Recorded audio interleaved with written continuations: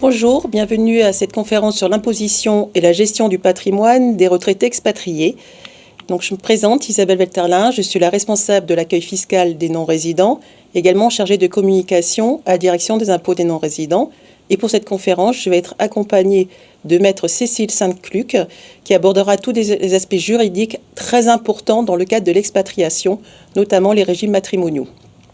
Donc, concernant l'imposition des retraites versées par des caisses de retraite en France, il y a trois questions qui se posent. La première question, est-ce qu'on a encore sa résidence fiscale en France ou non? Deuxième question, quelle est la nature de vos retraites? Est-ce qu'elles sont privées, publiques ou de sécurité sociale? Et ensuite, est-ce qu'il y a une convention fiscale internationale qui a été signée entre la France et le pays dans lequel vous allez résider, puisqu'on verra plus tard que cette convention va déterminer si vos pensions sont ou non imposables en France. Alors, quand on parle de résidence, on regarde d'abord le droit interne français. Et là, on parle de domicile fiscal en France. Alors, le domicile fiscal en France, il y a trois critères qui sont des critères alternatifs, c'est-à-dire qu'il suffit qu'il y en ait un seul qui soit rempli pour être domicilié fiscalement en France. Le premier critère, c'est celui du foyer ou du séjour principal. Donc, le foyer, c'est là où vit la famille. Si la famille vit en France, vous êtes domicilié fiscalement en France et ce n'est pas nécessaire de regarder les deux autres critères. Si ce critère n'est pas rempli, parce qu'il y a une égalité entre les deux pays, on regarde le deuxième critère, l'activité professionnelle.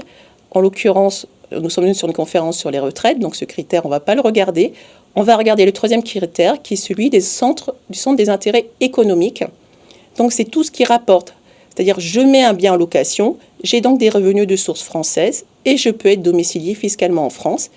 Et dans ce cas-là, je dépends normalement du service des impôts des particuliers du domicile fiscal en France.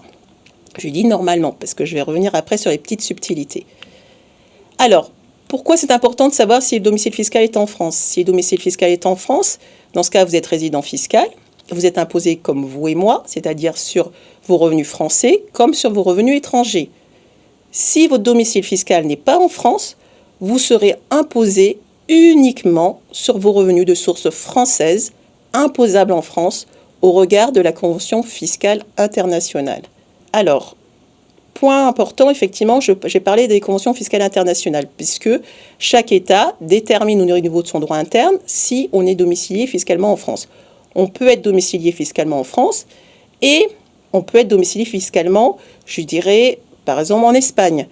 Dans ce cas-là, on a un conflit de double domiciliation et il faudra regarder s'il y a une convention fiscale internationale qui a été signée, en l'occurrence avec l'Espagne, oui. Et la convention fiscale, elle va peut-être dire, vous êtes peut-être domicilié fiscalement en France, mais on regarde la convention, vous êtes non-résident fiscal de France.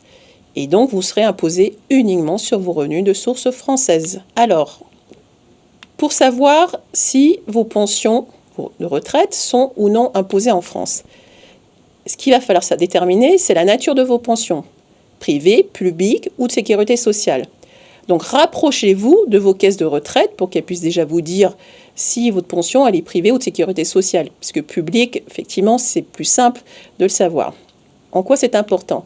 C'est important parce qu'au niveau de chaque convention fiscale internationale, selon la nature de la pension et la convention fiscale internationale qui a été signée, votre pension, même française, peut ne pas être imposable en France.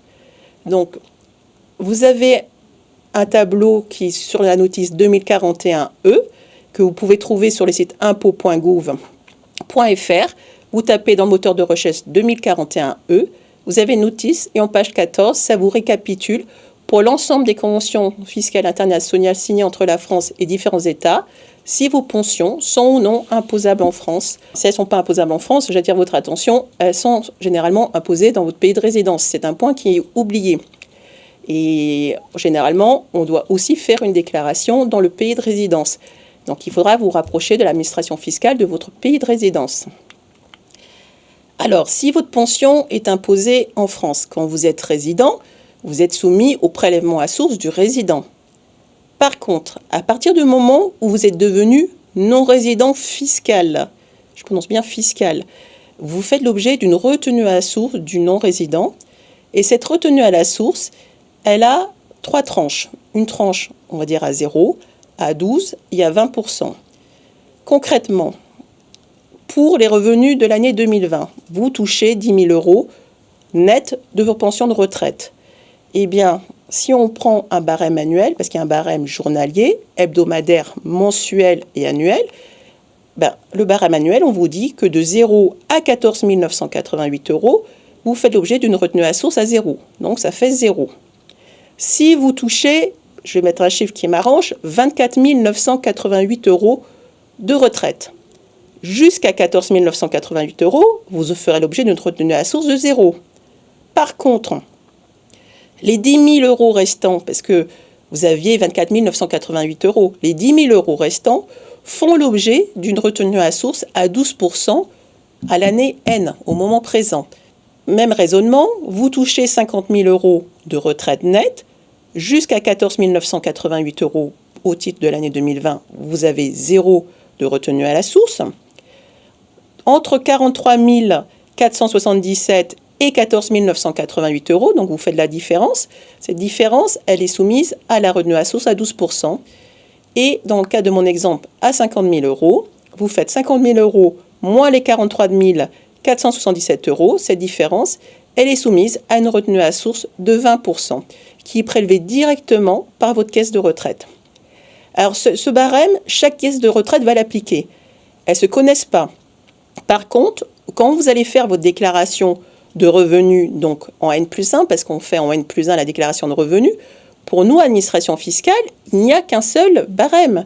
Ce qui veut dire concrètement, si j'ai une caisse de retraite 1 qui vous verse 10 000 euros net et que j'ai une caisse de retraite 2 qui verse 40 000 euros net, vous voyez bien que ma caisse de retraite 1, dans mon barème, il y avait 0 de retenue à source. Mais nous, on va globaliser. On va dire, je n'ai pas 10 000 et j'applique mon barème. On va dire, j'ai 10 000 plus 40 000, j'ai en fait 50 000. Dans l'exemple que je vous ai donné avant. Donc, c'est-à-dire que vous allez faire l'objet d'une retenue à source à 12% et à 20%. Sauf que il va manquer de la retenue à source à 12%, puisque votre caisse de retraite 1, elle vous a pratiqué 0% de retenue à source. Donc, au moment de votre déclaration d'impôt, quand vous allez recevoir l'avis d'imposition, on va vous demander une régularisation de cette retenue à source à 12%, voire également un complément pour verser la retenue à source qui est à 20%.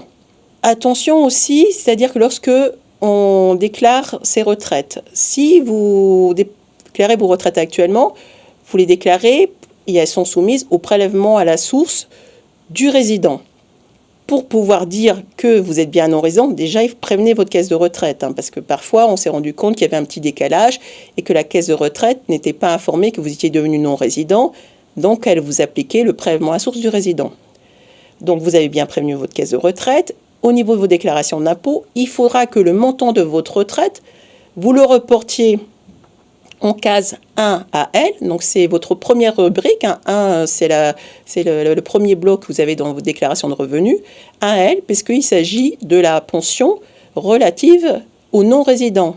Si vous avez un conjoint qui est également retraité, ça sera en case 1BL et voilà, et 1CL éventuellement. Donc, en remplissant votre retraite dans cette case-là, vous dites, vous devez m'appliquer mon barème à 0, à 12 et à 20%. Mais vous avez déjà fait l'objet d'une retenue à la source. Alors, concernant la tranche à 0 et la tranche à 12%, on vous dit qu'elles sont, en langage administratif, qu'elles sont libératoires de l'impôt. Libératoires de l'impôt, c'est-à-dire que le montant qui se trouve dans cette tranche, on va faire, nous, administration, comme s'il n'y avait pas eu de revenus. Si je prends mon exemple à 50 000 euros, on va considérer que les 43 477 euros, on ne les prendra pas en compte pour calculer l'impôt sur le revenu. On prendra seulement la différence, 50 000 moins les 43 477 euros. C'est ça que ça veut dire libératoire. C'est-à-dire que jusqu'à ce montant-là, il est d'une certaine manière annulé par nous, administration fiscale. Donc, s'il est annulé, on ne déduira pas la retenue à source sur un impôt qui n'a pas eu lieu en N+1. Par contre, pour la tranche à 20%, on va l'imposer au barème progressif plafonnement du quotient familial. Donc ça, c'est ce qui se passe pour vous et moi avec une petite particularité du non-résident. Et on tiendra compte, bien sûr, de la retenue à source que vous avez payée sur cette tranche à 20% et on la déduira puisqu'on vous redemande un impôt. Donc à juste titre, on va vous déduire la retenue à source qui vous a été pratiquée. Donc cette retenue à source, il faut nous l'indiquer en remplissant la fameuse notice 2041E que je vous ai citée précédemment, où il y a un tableau. Et à la fin de ce tableau, on complète effectivement le nom de vos caisses de retraite, combien vous a été appliqué de retenue à source. Et vous avez tout en bas une petite case qui vous dit, case 8TA, la 2042, vous devez nous indiquer la retenue à source qui vous a été prélevée. Je vous rassure, au niveau de la déclaration en ligne, vous avez des messages d'accompagnement et vous pouvez faire des reports, donc c'est effectivement beaucoup plus simple. Alors, l'imposition, déjà, quand je vous ai parlé du barème de la retenue à source, je vous ai parlé d'un montant net. Bien sûr, comme vous et moi, qu'on soit salarié ou retraité, on a bien un abattement de 10% qui est plafonné par contre. Donc ça, qui est plafonné en N+1. Déjà, petite particularité. Barème progressif, plafonnement du quotient familial comme un résident, mais la particularité du non-résident, c'est que vous êtes imposé à un taux minima de 20 et de 30%. Concrètement, on applique ce barème progressif, comme vous et moi, on obtient 40%, vous restez à 40% de taux d'imposition. On applique le barème progressif avec plafonnement du quotient familial, on obtient 6%, non, comme vous êtes imposé uniquement sur vos revenus de force française, on vous imposera à un taux minimum de 20 et de 30% qui, selon des tranches, vont pouvoir varier. Alors, aussi, point de vigilance, c'est-à-dire que si vous avez des pensions qui ne sont pas imposables en France, que vous pouvez fournir une attestation fiscale de votre pays de résidence, qui vous dites que vous êtes bien résident fiscal dans ce pays, vous n'avez pas, dans ce cas-là, d'obligation de déclarer vos retraites, à condition qu'il n'y a pas d'autres revenus aussi. Sinon, effectivement, il faut bien déclarer. Si vos pensions ne sont pas imposables en France et que vous avez une déclaration pré-remplie, donc déjà avec des chiffres, vous barrez les chiffres et vous mettez 0. Alors ce fameux taux minima d'imposition, on voulait dire c'est pas juste parce que j'aurais été en France, j'aurais eu 6%. Donc vous pouvez dans ce cas-là nous demander l'application du taux moyen d'imposition. Le taux moyen, ça permet de pouvoir calculer en prenant en compte vos revenus français et vos revenus étrangers. Donc il faudra nous indiquer vos revenus étrangers, la nature, le montant. On va considérer qu'ils sont des revenus français. On va calculer un taux d'imposition. Et si ce taux d'imposition il est inférieur à ces taux minima de 20 et de 30%, on appliquera le taux, par exemple, de 6% uniquement sur vos revenus de source française. Alors, pour bénéficier de ce taux moyen, vous pouvez faire lors de la déclaration en ligne. Vous devez par contre tenir à nos dispositions des justificatifs, c'est-à-dire double la déclaration de revenus à l'étranger, copie de l'avis d'imposition à l'étranger ou éventuellement déclaration sur l'honneur. Je vous rassure, selon les pays, il se peut que les justificatifs qui sont demandés ne soient pas les mêmes. On s'adapte au pays, on s'adapte également aux circonstances. Alors, la case 8TA, qui se trouve sur la déclaration 2042, le chiffre 8, c'est juste pour vous dire, c'est la rubrique 8, parce que sur vos déclarations, vous avez 1, 2, 3, 4, 5, 6, enfin 6, 7, c'est plutôt tout ce qui est charges, réduction, crédit d'impôt, et en case 8, vous avez une case, des cases divers. Alors, juste au niveau des dates limites de déclaration. Année de départ et année suivante, vous êtes à l'étranger, vous êtes un non-résident, donc il y a des dates spécifiques du non-résident. Elles sont généralement connues début avril de chaque année. Par contre, si vous revenez en France, vous allez avoir les dates limites de dépôt de déclaration, qu'elles soient en ligne ou papier, en fonction du département dans lequel vous allez revenir, vous établir, mettre votre domicile fiscal. Point important. Vous êtes non-résident, les avis d'imposition, on est habitué en tant que résident à les avoir l'été. En tant que non-résident, les avis d'imposition, ils sont disponibles à compter du mois d'août, voire jusqu'en décembre de chaque année. Donc je dirais, si en octobre ou en novembre, vous n'avez pas encore vos avis d'imposition, attendez décembre. Et si en janvier, vous n'avez toujours pas vu votre avis d'imposition, vous pouvez nous contacter pour qu'on puisse effectivement voir ce qui a pu se passer. Mais si vous faites une déclaration en ligne, vous êtes déjà assuré qu'on a bien reçu votre déclaration et normalement, elle devrait être bien traitée. Autre petite particularité en tant que non-résident, ce sont les impôts locaux, taxes foncières, taxes d'habitation, il reste encore un peu de la taxe d'habitation, taxe sur les logements vacants.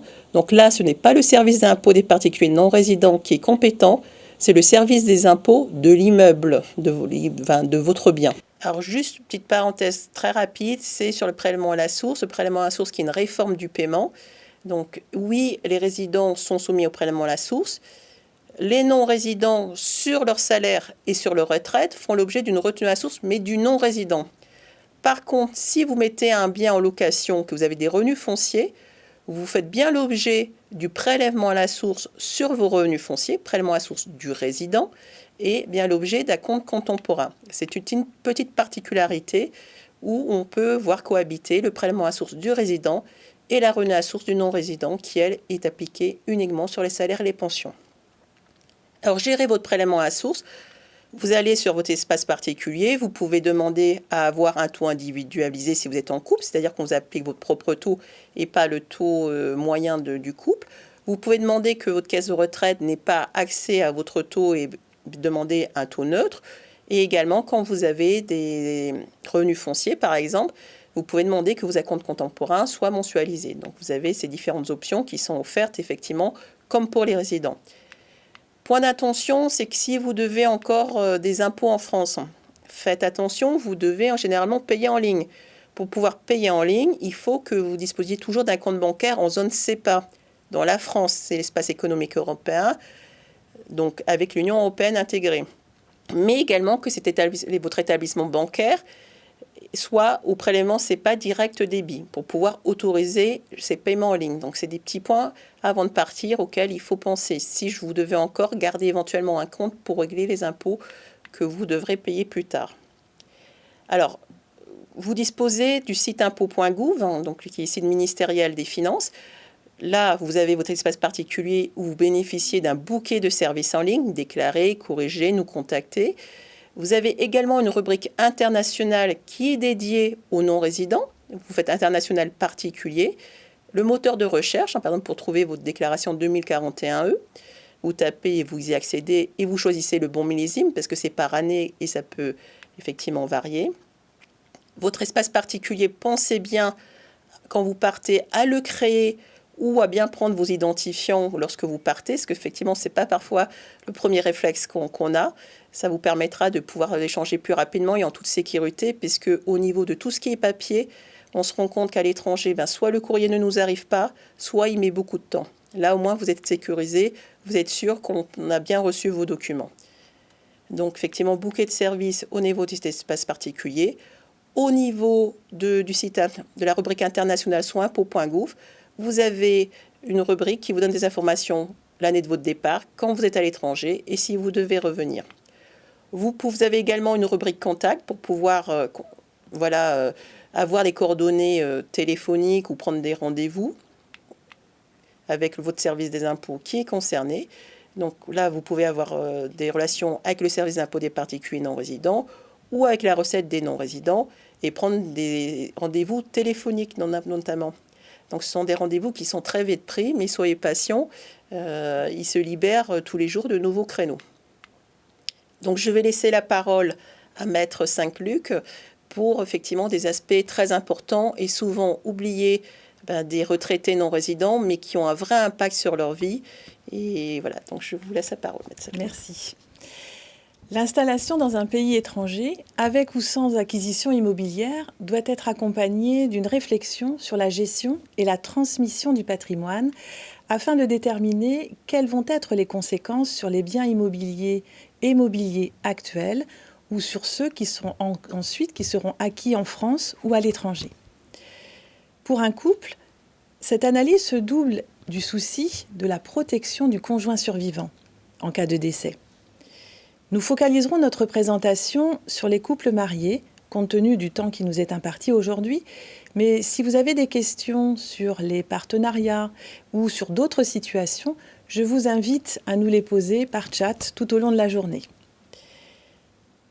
Nous allons voir que dans le cadre d'un couple marié, la situation matrimoniale, qu'elle soit choisie ou non choisie, a une forte influence sur la protection du conjoint survivant et la transmission des biens du couple marié.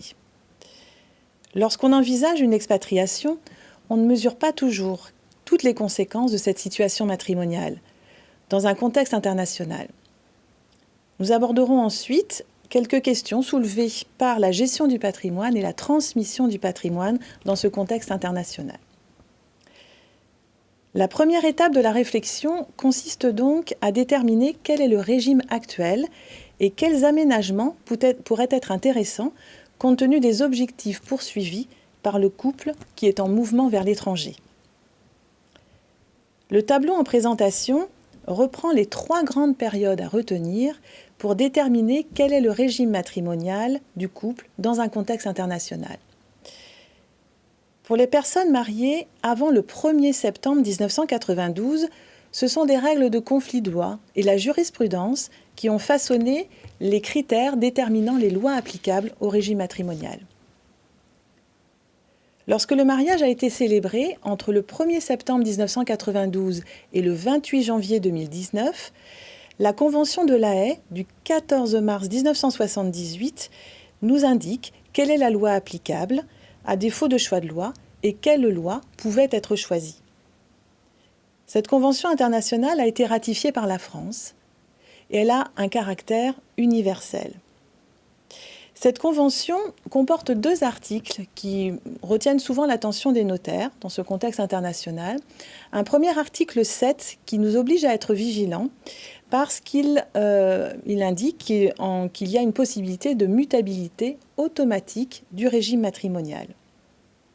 Cette règle qui contient le changement automatique peut être appliquée pour des couples qui se sont mariés sans contrat de mariage et qui vont s'établir dans un pays et vont y rester 10 ans au moins. Dans ces cas-là, ils peuvent se retrouver soumis, à leur insu, au régime matrimonial qui est le régime de base dans ce pays d'origine, dans ce pays d'installation. Un autre cas particulier, dans le cadre toujours du même article, c'est que les époux qui se sont mariés sans contrat de mariage dans un pays étranger et qui reviennent s'installer dans le pays dont ils ont la nationalité, vont se retrouver là aussi soumis à un changement automatique. Ensuite, heureusement, la Convention avait prévu une sorte de correctif possible dans un article 6 qui permet de changer de loi applicable et de choisir un autre régime matrimonial. Les notaires sont bien entendu informés de cette possibilité et vous pouvez prendre conseil auprès d'eux pour savoir quel est le choix, quelle est la bonne décision à prendre en la matière.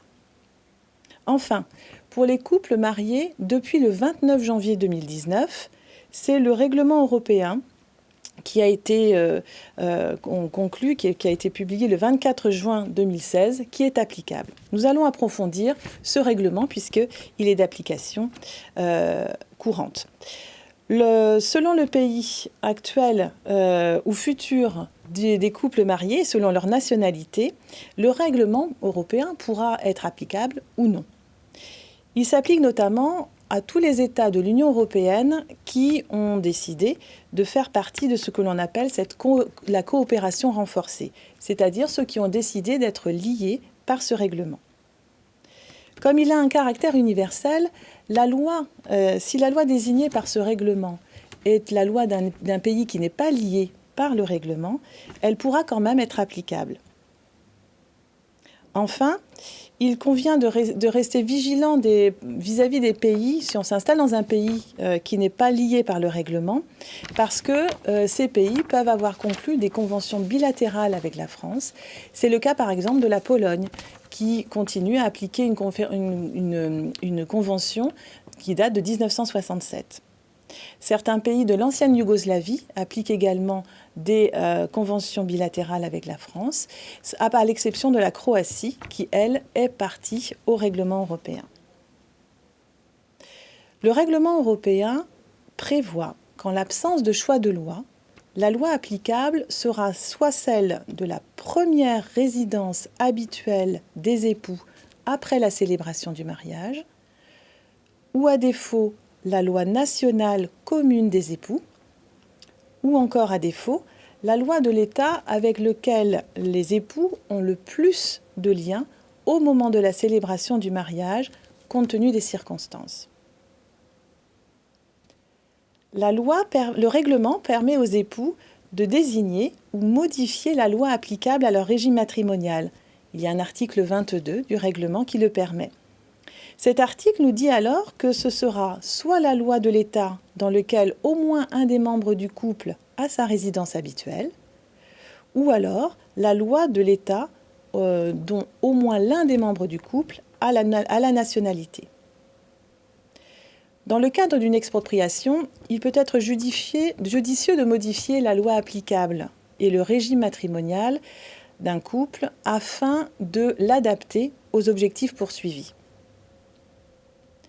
Pour les personnes mariées sous un régime français de communauté, par exemple, des aménagements peuvent s'avérer assez intéressants pour protéger le conjoint survivant. Si les époux veulent le protéger d'une manière globale, il pourra adopter un régime de communauté et prévoir une clause attribuant cette communauté au conjoint survivant intégralement. Attention néanmoins, dans ce genre de décision, si vous avez des enfants d'union précédente, ils peuvent considérer qu'ils seront lésés si la totalité de la communauté est attribuée au conjoint qui n'est pas leur parent. Et à ce moment-là, lors du décès, ils pourraient avoir la possibilité d'exercer ce que l'on appelle une action en réduction de l'avantage matrimonial excessif. S'il y a une bonne entente dans la famille, il y a une solution. Il est possible de faire signer aux enfants un acte qui s'appelle un acte de renonciation anticipée à l'action en réduction. Mais là, il faut être vigilant puisque cet acte doit être signé par 2 notaires et en présence des enfants. Il n'est pas possible de le signer par procuration. Par ailleurs, le régime matrimonial peut être aménagé par d'autres clauses, une clause de préciput ou une clause de prélèvement. Cela permettra au conjoint survivant de prélever un bien, de choisir un bien qu'il souhaite se voir attribuer en priorité lors du décès. Ces aménagements ne sont pas sans limite. Dans certains pays, les droits des héritiers réservataires sont protégés et on dit qu'ils relèvent de l'ordre public. Donc on ne peut pas faire des aménagements qui feraient que les héritiers réservataires n'auraient pas leurs droits respectés. Ensuite, en présence d'enfants mineurs, les notaires qui signent les aménagements des régimes matrimoniaux doivent veiller à ce que les enfants des intérêts mineurs soient protégés et que les décisions prises ne nuisent pas à leurs intérêts. Ensuite, il ne faut pas négliger la liquidation du régime matrimonial qui doit être réalisée, par exemple lorsque les époux passent d'un régime de communauté à un régime de séparation. La masse commune, c'est-à-dire tous les biens qui sont dans les biens communs possédés par les époux, devront faire l'objet d'une liquidation et d'un partage. Alors, ce n'est pas forcément toujours négatif, cela peut permettre aussi de calculer des récompenses ou de faire certaines attributions tant qu'il y a une bonne entente dans le couple. Un autre point important à souligner dans un contexte d'expatriation, lorsqu'on est marié sous un régime français, on reste toujours soumis à ce qu'on appelle le régime primaire des régimes matrimoniaux, c'est-à-dire le socle de base de tous les régimes matrimoniaux français. Et il comporte notamment le devoir de secours ou la protection du logement du conjoint, du logement familial. Par exemple, lorsque vous êtes installé au Portugal, le logement familial va être vendu et qu'il est détenu seulement par un seul des époux, il faudra que l'autre intervienne lors de la vente pour donner son accord.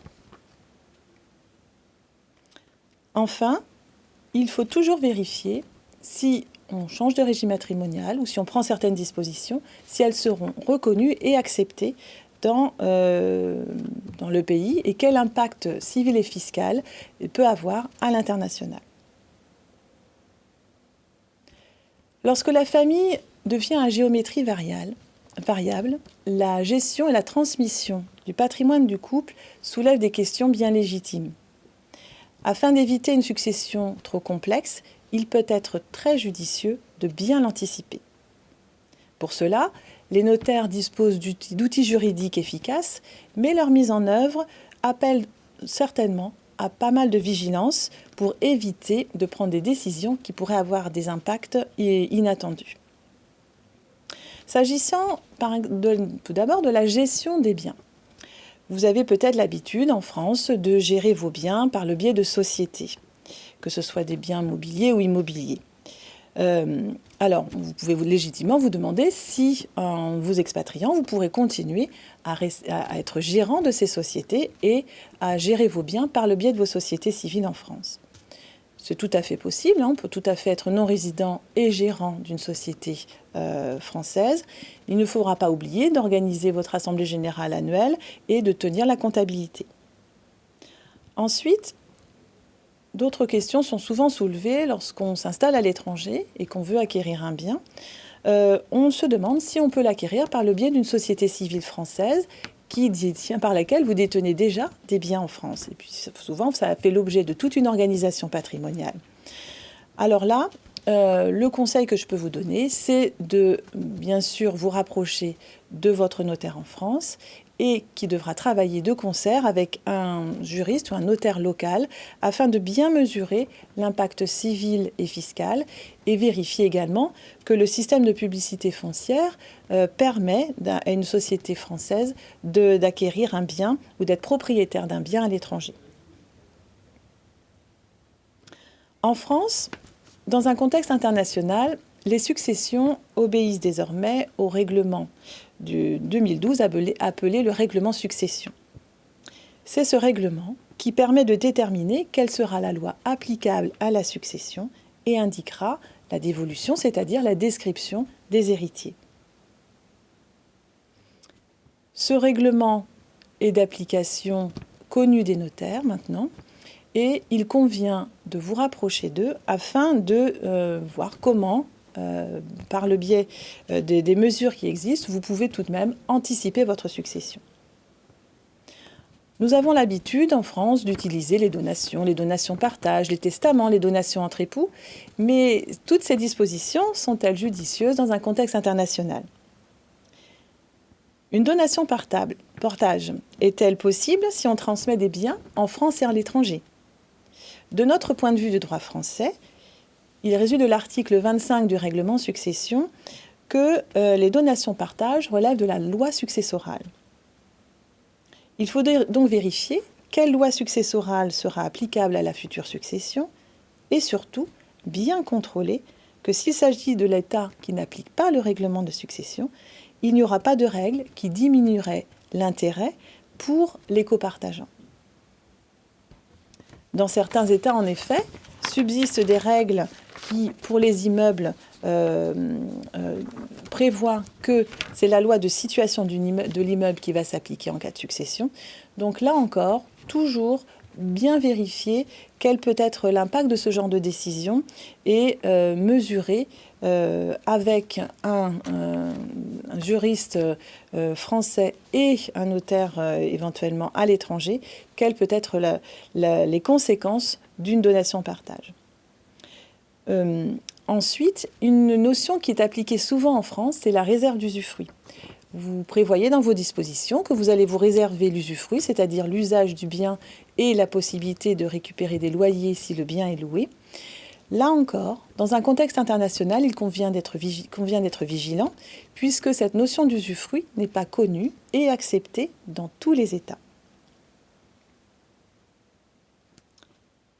Lorsqu'on souhaite laisser des biens à son conjoint à l'international, en France, on a parfois signé une donation entre époux. À l'international, il faut se poser la question si cette donation entre époux sera acceptée par la loi du pays, éventuellement qui deviendrait votre résidence habituelle et qui serait le pays de la loi de votre succession. Là encore, attention, ce n'est pas le cas dans tous les pays. Les donations entre époux sont bien connues en France et dans quelques pays, mais pas partout. Donc dans un contexte international, il est vivement conseillé de plutôt prévoir un testament. C'est une disposition que vous pouvez établir, qui doit obéir à certaines règles, hein, et qui sera bien sûr, si elle est bien mise en place, bien préparée avec votre notaire, qui pourra avoir une application sans problème lorsque la succession s'ouvrira. Enfin, j'ai préparé un tableau qui récapitule les pistes, quelques pistes de techniques de transmission ou de disposition. Et il vous fait un petit résumé, ce tableau, des points de vigilance. Le premier d'entre eux, donc vous avez une situation, conjoint survivant avec des enfants communs. Là, vous pourrez tout à fait faire des testaments, des donations au profit des enfants ou avantager avec l'aménagement du régime matrimonial votre conjoint. Il n'y a a priori pas trop de problèmes par rapport aux questions à se poser. En revanche, lorsque vous laissez un conjoint survivant et des enfants d'une première union, là, comme je vous l'expliquais tout à l'heure, les enfants peuvent avoir des droits, peuvent estimer que leurs droits seront lésés. Et donc, dans ces cas-là, il conviendra de privilégier les testaments et les aménagements des régimes matrimoniaux. Il faudra privilégier certaines clauses par rapport à d'autres. Enfin, si vous laissez un conjoint survivant, et pas d'enfants, mais juste des ascendants, là, pareil, il y a des clauses à éviter. Donc, voilà, il faut toujours se rapprocher de votre notaire pour vérifier quelle est la bonne décision selon ce que vous souhaitez faire. Toujours bien avoir en tête qu'il y a des limites dans certains pays, que les droits ne sont pas les mêmes partout et que toutes les dispositions ne sont pas connues et traitées de la même façon dans les pays qui vont les recevoir. J'en ai terminé de ma présentation, donc nous tenons à votre disposition pour des questions si vous en avez. Alors, nous avons déjà reçu quelques questions, donc je vais les reprendre. Donc, une première question qui a été posée. Si je pars à l'étranger, justement en Espagne, en cours d'année 2022, dois-je déclarer en 2023 mes retraites privées en France ou en Espagne? Alors, vous partez en cours d'année, ce qui veut dire que du 1er janvier 2022, à la date de votre départ, vous êtes toujours résident fiscal en France. Donc, sur cette partie-là, oui, vous allez devoir déclarer comme vous le faites habituellement. Par contre, de la date de départ au 31 décembre 2022, vous serez en l'occurrence en Espagne. Si je prends la convention signée entre la France et l'Espagne, je vois que pour les retraites privées françaises, elles ne sont pas imposables en France. Ce qui veut dire que si vous n'avez pas d'autres revenus, vous n'avez pas à indiquer vos retraites françaises, vos retraites privées. C'est bien si j'ai bien dit privées. Par contre, en ce qui concerne l'Espagne dispose de son propre droit interne. Donc, je ne peux pas vous dire en l'occurrence ce qui se passe en Espagne. Je pense qu'il y a de grandes chances qu'elle vous impose sur vos retraites françaises, mais là, il va falloir effectivement vous renseigner en amont pour être sûr de bien satisfaire vos obligations fiscales en Espagne. Voilà. Alors, une autre question qui concerne toujours des pensions françaises, par exemple en Italie, peuvent-elles également être imposées dans le pays de résidence et comment s'informer à ce sujet? Alors, déjà, je vais regarder ce que nous dit la convention fiscale avec l'Italie.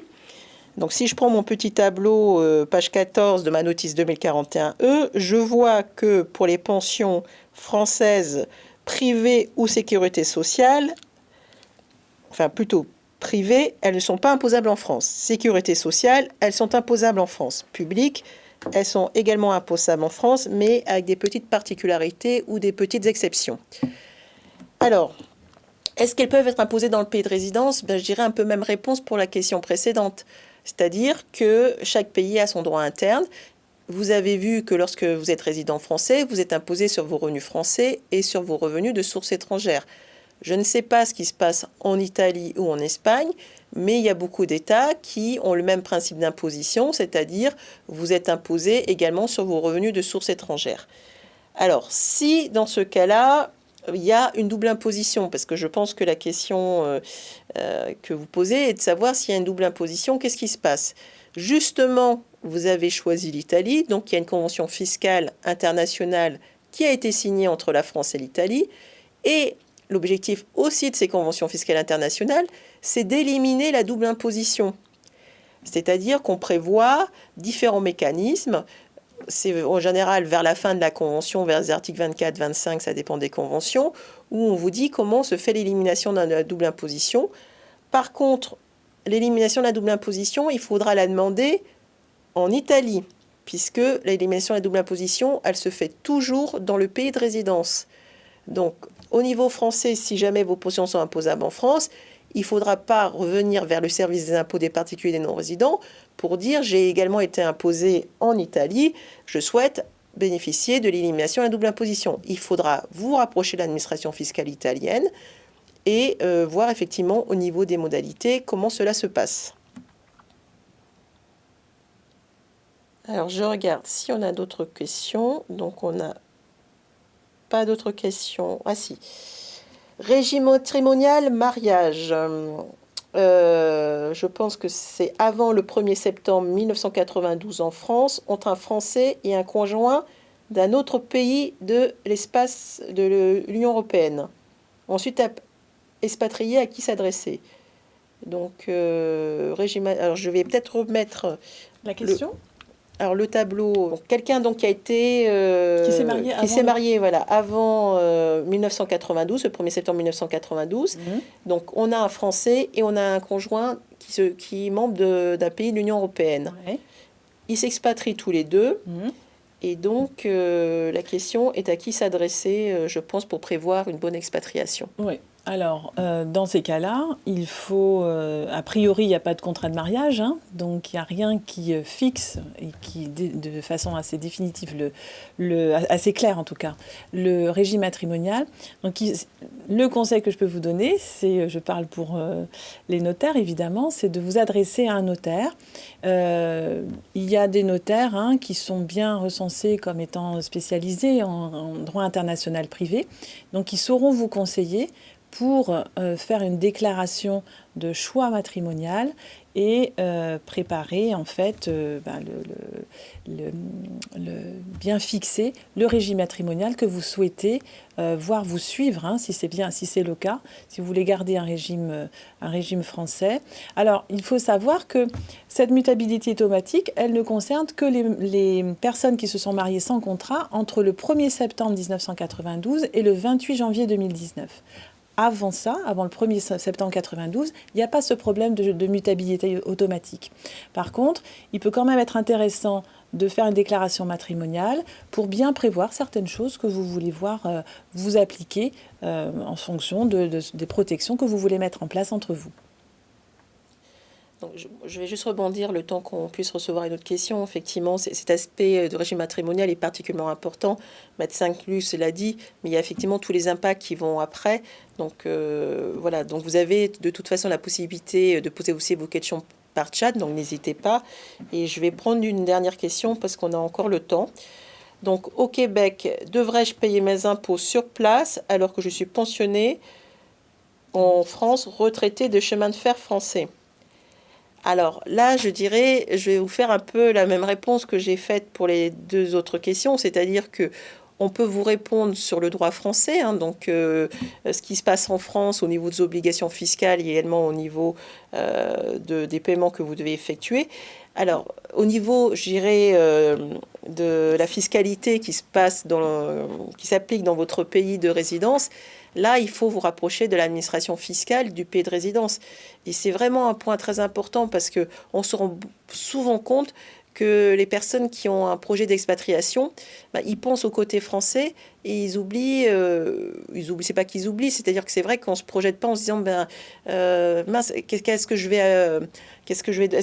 avoir des obligations fiscales à l'étranger, enfin dans mon pays de résidence, est-ce que je vais avoir est-ce que mon régime matrimonial va avoir un impact, qu'est-ce qui va se passer au niveau de mes successions, qu'est-ce qui va se passer au niveau de la protection sociale. Donc oui, l'expatriation, je dirais, c'est quelque chose qui se prépare. Et l'avantage, effectivement, c'est que dans ce salon, vous avez tous les partenaires institutionnels qui pourront vous répondre à ce sujet.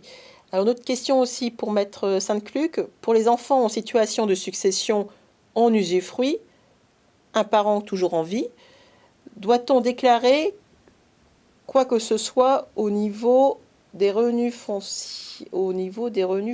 Alors, attendez, au niveau des revenus fonciers.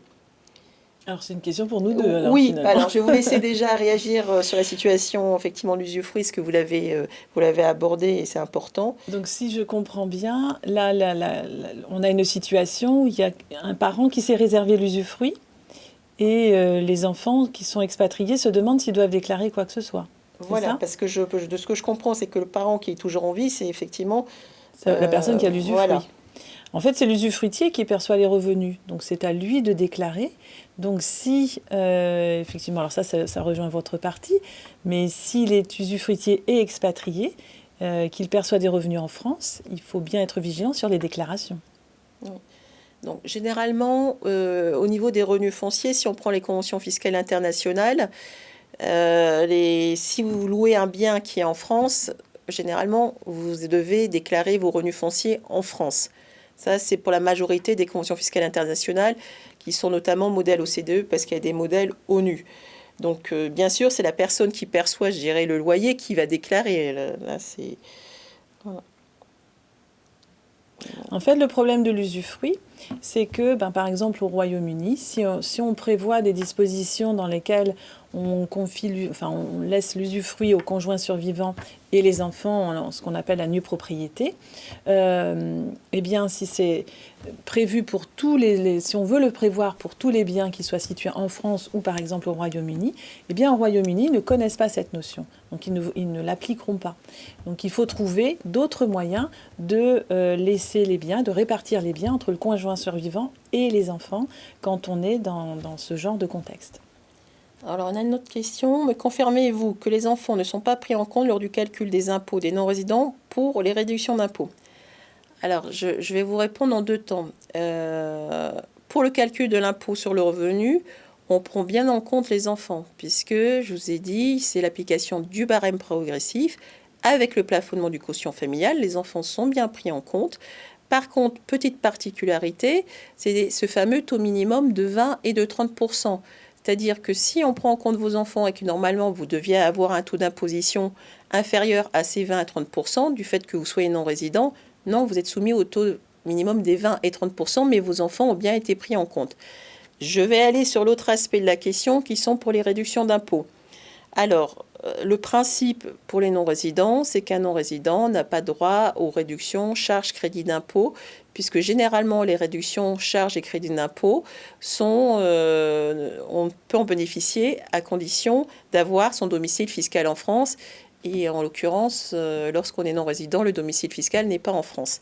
Donc il faut concrètement, je dirais, voir au niveau de chaque réduction, crédit d'impôt, comment est rédigé le Code général des impôts ou poser votre question. Mais bon, en principe, on n'a pas droit. Mais pour le calcul de l'impôt, les enfants sont bien pris en compte.